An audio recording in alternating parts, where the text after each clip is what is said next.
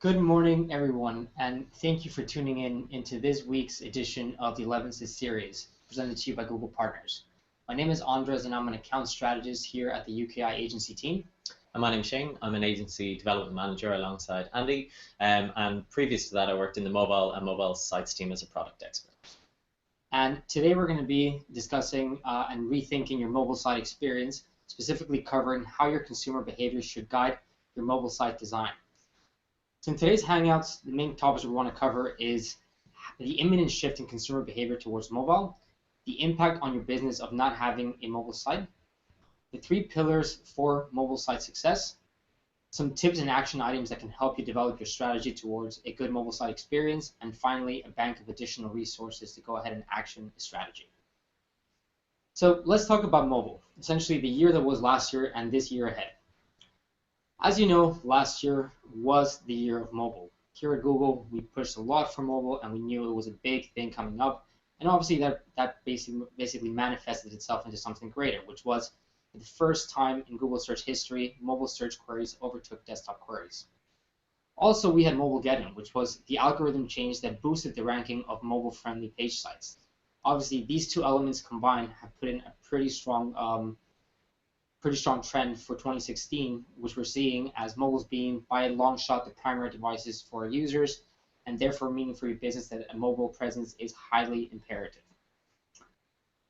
So at Google, we actually don't see mobile just as a technology, but rather as a behavior. And as a matter of fact, probably the biggest shift in consumer behavior since the introduction of the web itself. And the reason for this is that if we take about 10 years back, mobile devices were simple devices to make phone calls, exchange some text information, but quite simply a very, very basic device. Today, smartphones have become personal assistants. And as a matter of fact, they are so important in our lives that we tend to go to them about 150 times per day. So essentially, we no longer go online. We're actually living online on a day-to-day basis, and that is solely fueled by mobile behavior.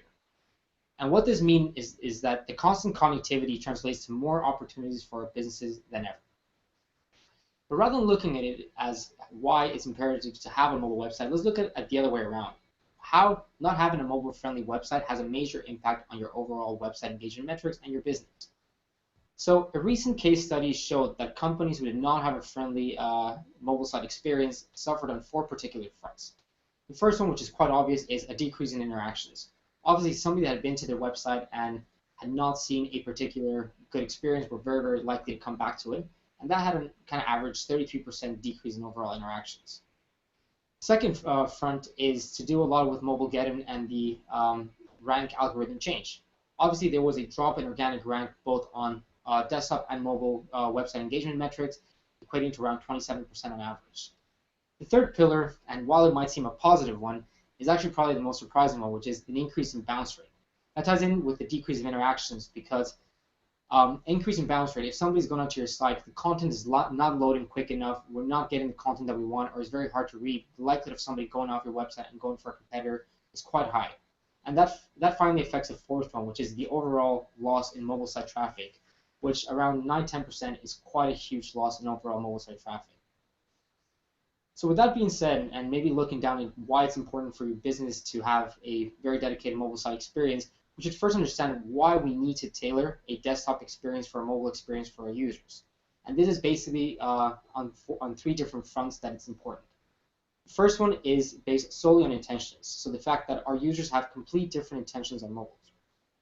As I mentioned before, our users are highly looking at immediate information and the personal assistance from their mobile phone. So in other words, they're very much immediate goal-oriented actions they're looking on their device. Therefore, they want easily accessible information. This ties in with the second point, which is having higher expectations on mobile devices. As I said, as they are going on their device on an ad hoc basis, they want the information to be very quick and easily loadable. Therefore, this plays a big factor in how quick a website is loading for users to attain the information and mostly relevant information. And that counteracts with the third point, which is the fact that smartphones are performance-constrained devices. So what do we mean by this? Well, again, let's look at it from 3 fronts. The first front is processing speed. A mobile device has nowhere near as strong processing speed as a desktop, which means loading on the content, any kind of imagery, is much harder to do on a mobile device. Secondly is the network speed and loading time due to network speed. Same circumstance. Loading something on 3G and 4G does not equate to loading something on broadband. Therefore, the content that we're putting into the website directly affects the speed on our devices, and we need to keep that in mind. And the final thing is the screen size itself. Obviously, smartphones, there has been an increase in screen size, but the screens are still substantially smaller than desktops. Therefore, we need to make sure that the content that we're putting in there is highly relevant. So as we kind of mentioned, the main kind of things for mobile success directly tying in with the internal Google 3 main pillars for mobile performance and success, which should be the guiding forces for your mobile site experience.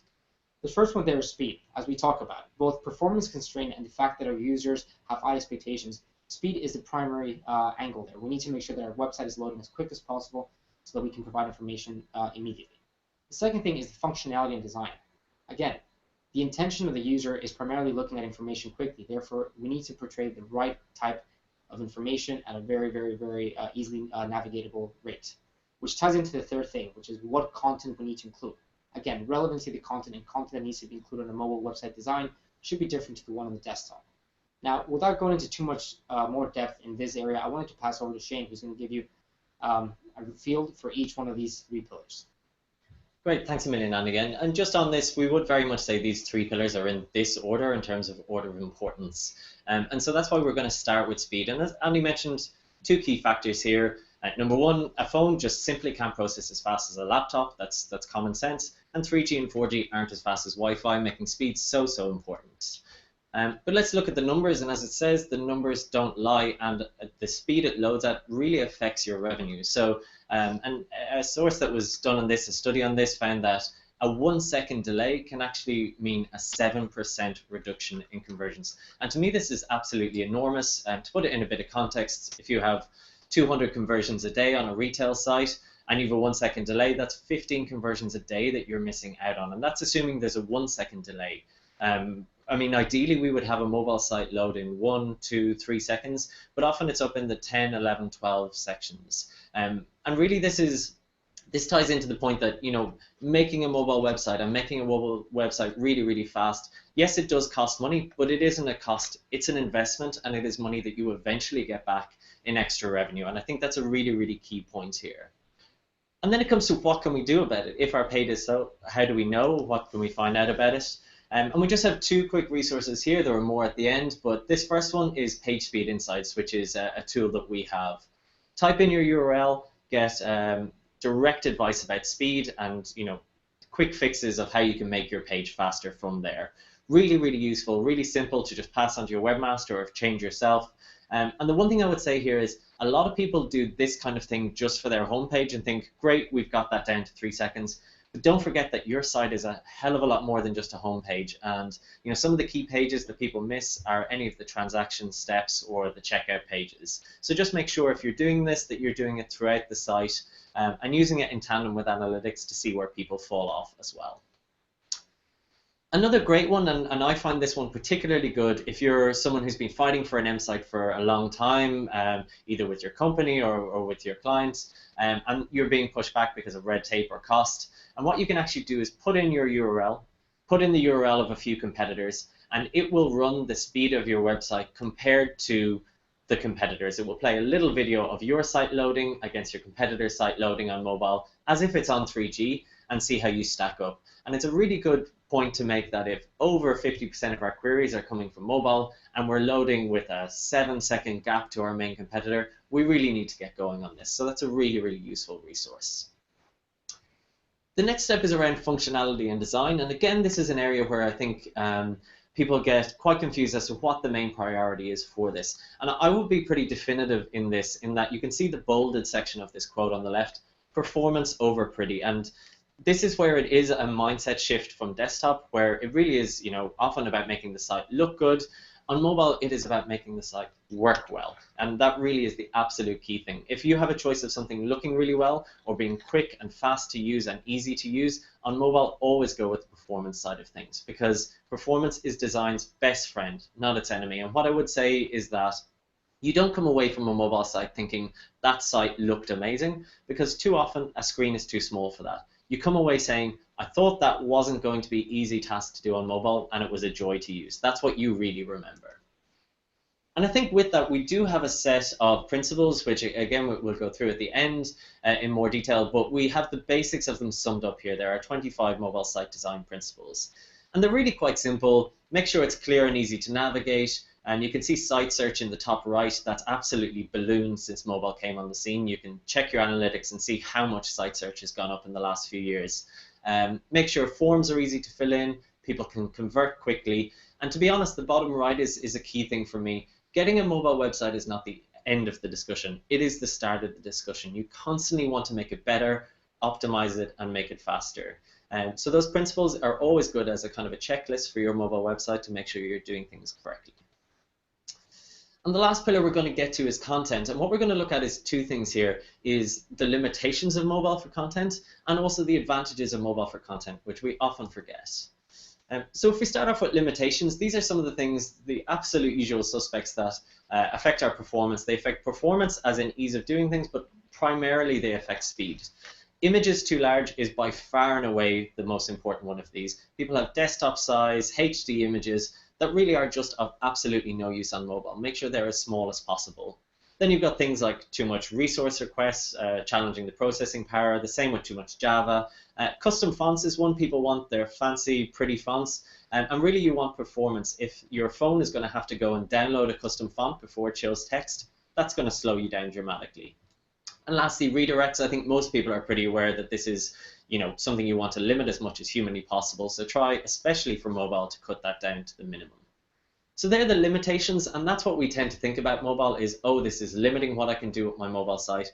But actually, there are huge advantages as well, and I think it is important that we remember that. For instance, location. We don't bring our laptop around with us everywhere we go, but we do bring our mobile, so that presents real opportunities. As Andy mentioned earlier, we're now living online. But also, we're giving out our location through our mobile device, and if that's something that's important to you with local branches or whatever it might be, make sure you take advantage of that. Phone calls as well. If you're happy enough to take phone calls, make sure you've got a call button, a click to call button, front row center, so that people can get in touch whenever they want. Again, a real advantage of mobile over desktop. And lastly, video. Look, I mean, video and mobile are two things that are growing completely in tandem with each other, absolutely ballooning in growth over the last few years. And that's not a coincidence. You're 3 times more likely to watch a video on your mobile with your headphones in, whatever it might be, than you are on a desktop. And already over half of our YouTube views are actually from mobile. So again, if you have something that's a really huge piece of text that you think that's not going to be right for mobile, go with a video, really easy way to explain it, and will work much better on mobile. So to sum up, and as Annie kind of mentioned earlier, these are not independent of each other. All of these should tie into each other. If you've good fast loading content and your site is easy to fill out and get through, then your speed will become right. It's all one mobile mentality that you need to move towards. And if you get all that in place, you will have a much better performing M site and you will bring in more revenue for your business. Thank you very much for that deep dive there, Shane. We appreciate the kind of feedback. So guys, just before wrapping today's hangout, we did just want to kind of throw a little bank of resources that, again, can kind of help you leverage some of the tools that we talked about today, but also go even further and understand the full value of mobile, or even see some clients that shifting to a mobile website experience has actually helped their business. So this presentation will be in the usual place. What I would say is have a look through all these individual links, have a look at the other tool we talked about, which is the web page speed, and try to compare yourself against competitors, see if that can actually be a detrimental thing for your business. But what I would say is I hope that today you can actually take the message that we need to think about our mobile experience in tandem with consumer behavior and consumer journey. And with that, we would like to wrap today's Hang On Air from the Elevenses series. Thank you very much for tuning in, and hope to see you next time.